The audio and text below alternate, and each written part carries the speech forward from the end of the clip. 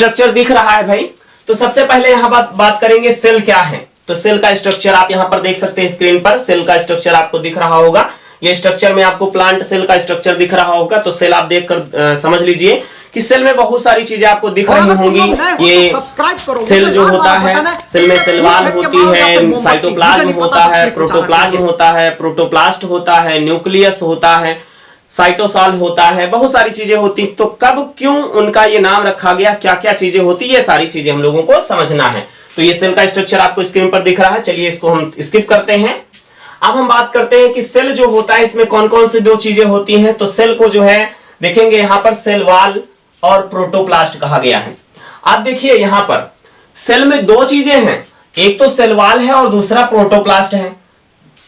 आप देखिए cell wall क्या होती है, जो कोशिका के बाहर भित्तियां होती हैं उसको हम कोशिका भित्ति कहते हैं। एक अब देखो कोशिका भित्ति किसमें होती है, यहां पर हमने लिख दिया है प्लांट में। Cell wall always found in plant but absent in animal. Cell wall कभी भी जंतुओं में नहीं होती है, पादपों में पाई जाती है। और जब सेल में से सेल वॉल को हटा दोगे तो जो बचेगा उसी को हम क्या कहते हैं, प्रोटोप्लास्ट कहते हैं। क्या कहते हैं, प्रोटोप्लास्ट कहते हैं। यहां पर देखिए हम लिख भी दिए हैं कि सेल से माइनस करोगे सेल वॉल को तो बचेगा प्रोटोप्लास्ट। आप ऐसा भी समझ सकते हैं। अब कभी कभी पूछ लिया जाता है कि व्हाट इज प्रोटोप्लास्ट, प्रोटोप्लास्ट क्या है भाई। तो आपसे कहा जाता है कि जिसमें सेल वॉल है, सेल कंप्लीट सेल है या विदाउट सेल वॉल है। ठीक है, तो ये एमसीक्यू इंपॉर्टेंट क्वेश्चन है भाई, इंपॉर्टेंट क्वेश्चन। किसी से आप पूछ लीजिए अच्छा प्रोटोप्लास्ट क्या होता है बताइए, प्रोटोप्लास्ट क्या होता है। तो प्रोटोप्लास्ट कोशिका का वह भाग होता है जो संपूर्ण भाग कोशिका में पाए जाते हो बट क्या ना हो, वहां पे सेल वॉल ना हो, तो उसको प्रोटोप्लास्ट कहते हैं। ओके, चलिए नेक्स्ट चीज यहां पर देखेंगे प्रोटोप्लास्ट को भी दो भागों में बांटा गया है और कहा गया है कि अगर प्रोटोप्लास्ट से आप जो है किसको रिमूव कर दोगे, प्लाज्मा मेम्ब्रेन को रिमूव कर दोगे, प्लाज्मा मेम्ब्रेन को रिमूव करोगे। और प्लाज्मा मेम्ब्रेन तो भाई दोनों में पाई जाती है, हमने यहां लिख दिया है प्लांट में भी पाई जाती है और एनिमल में भी पाई जाती है। तो प्लाज्मा मेम्ब्रेन को जैसे ही रिमूव करेंगे आप, वहां पर जो बचेगा मटेरियल उसे हम क्या कहेंगे, प्रोटोप्लाज्म कहते हैं। प्रोटोप्लाज्म कहते हैं जिसे हम जीवद्रव्य कहते हैं। और जीवद्रव्य जो होता है वो प्लांट एंड एनिमल में कहां, दोनों में पाया जाता है। तो आपको बताइए वीडियो कैसा लग रहा है, समझ में आ रहा है। अगर समझ में आ रहा है, वीडियो आपको अच्छा लग रहा है तो अपने दो दोस्तों के पास कम से कम वीडियो को शेयर करिए। बस यही आपका हमारे लिए सपोर्ट होगा और यही हमारे लिए आपका प्यार होगा। तो अगर आप लोगों को वीडियो अच्छी लगती है और लगता है कि मेहनत हो रही है, और मेहनत हम करें क्योंकि आपके सपोर्ट के बिना हम मेहनत भी नहीं कर सकते हैं। तो अगर आपको अच्छा लगता है तो वीडियो को शेयर करिए और वीडियो को आप ज्यादा से ज्यादा कोशिश करें कि जो है ध्यान से देखें और समझने की कोशिश करें। और जो चीजें आपको नहीं समझ में आती हैं कमेंट में करें तो वीडियो आपको उपलब्ध होती रहेंगी। अगर आप ऐसा करते हैं तो हम उसके लिए शुक्रगुजार हैं। चलिए वीडियो को स्टार्ट करते हैं।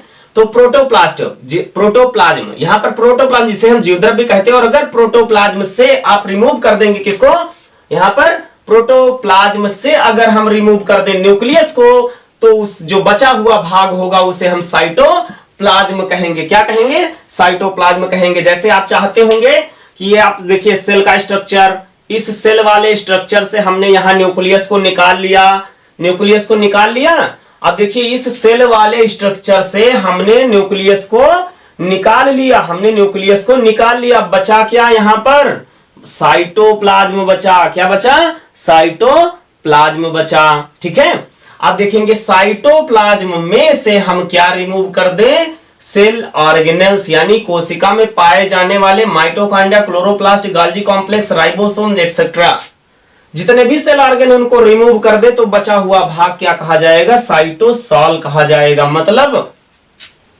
किसको रिमूव कर दिया जाए, पूरे साइटोप्लाज्म से अगर हम सेल ऑर्गेन को रिमूव कर दें तो बचा हुआ भाग साइटोसॉल कहलाएगा।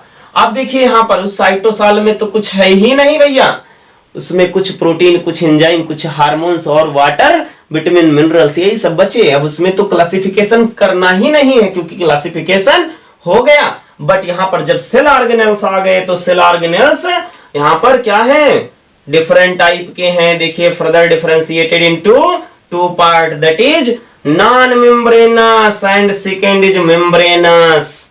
भैया मतलब कुछ ऐसे सेल ऑर्गेन जो नॉन मेम्ब्रेनस हैं, उनके पास में कोई आवरण है ही नहीं, कोई आवरण नहीं है, कोई आवरण नहीं है। तो ऐसे में क्या होता है, किसको कहते हैं नॉन मेम्ब्रेनस।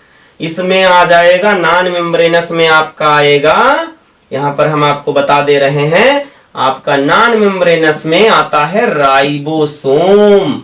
कौन आएगा, राइबोसोम। और क्या आ जाएगा, सेंट्रोसोम। क्या आ जाएगा, सेंट्रोसोम आ जाएगा। और क्या आ जाएगा, न्यूक्लियोलस आ जाएगा, न्यूक्लियोलस आ जाएगा, जिसको हम केंद्रिका कहते हैं। तो ये तो नॉन मेम्ब्रेनस हो गए। अब नॉन मेम्ब्रेनस ज्यादा तो होते नहीं है, तो फिर से क्या करा गया, कहानी यहीं पर इनकी खत्म। मेम्ब्रेनस में देखते हैं, मेम्ब्रेनस का मतलब है उनके ऊपर एक आवरण हो या दो आवरण हो। तो इनको देखो भैया डिफरेंशिएट किया गया into two part, that is single membranes and double membranous. मतलब कुछ में एक ही मेम्ब्रेन होगी, कुछ में एक ही मेम्ब्रेन होगी और कुछ में बहुत सारे मेम्ब्रेन होंगे। कैसे, जैसे यहां पर सिंगल मेम्ब्रेन की बात करें तो सिंगल मेम्ब्रेन किसमें पाया जाता है, एग्जाम्पल देख लें यहां पर।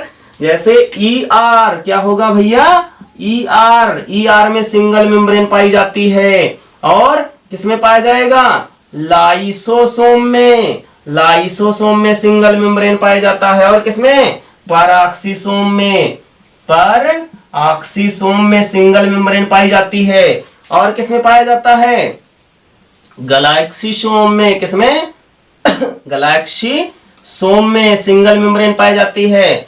और देखो गैलेक्सीसोम किसमें पाया जाता है, ये प्लांट में होता है। किसमें होता है, प्लांट में होता है, ठीक है। अब इसके अलावा एक होता है स्फेरोसोम्स, स्फेरोसोम्स, स्फेरोसोम्स में क्या हो जाएगा, ये भी प्लांट में पाया जाता है। और साइटोस्केलेटन, साइटोस्केलेटन ये किसमें पाया जाता है, एनिमल में पाया जाता है। These are single membranous cell organ, okay?